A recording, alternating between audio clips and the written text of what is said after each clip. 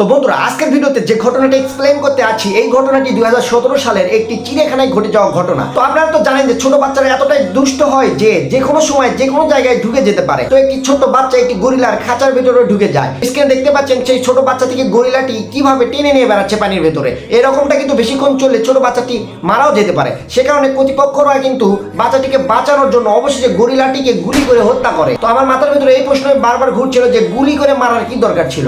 যদি গুলির ভেতরে ইনজেকশনের ডোজ তুলে মারতো তাহলে কিন্তু কিছুক্ষণ পরে গরিলাটি অজ্ঞান হয়ে যেত বা ঘুমিয়ে পড়তো, তখন কিন্তু বাচ্চাটাকে উদ্ধার করা যেত। তবে আমার মনে হয় যে চিড়িয়াখানার কর্তৃপক্ষের কাছে এরকম কোনো স্লিপিং গান ছিল না। আমি কিন্তু ন্যাশনাল জিওগ্রাফিক চ্যানেল দেখতাম, সেখানে কিন্তু ফরেস্টে যারা রেস্কিউ করতো তারা বড় বড় প্রাণীকে আগে অজ্ঞান করতো, তারপরে তাদের চিকিৎসা করতো। এরকমটা হতে পারতো। আমার মনে হয় যে চিড়িয়াখানার কর্তৃপক্ষের কাছে এরকম কোনো গান ছিল না। এই গানটির জন্য ফোন করে নিয়ে আসতে আসতে হয়তো অনেকটাই সময় লাগতো, এতক্ষণে বাচ্চাটি মারা যেতে পারতো।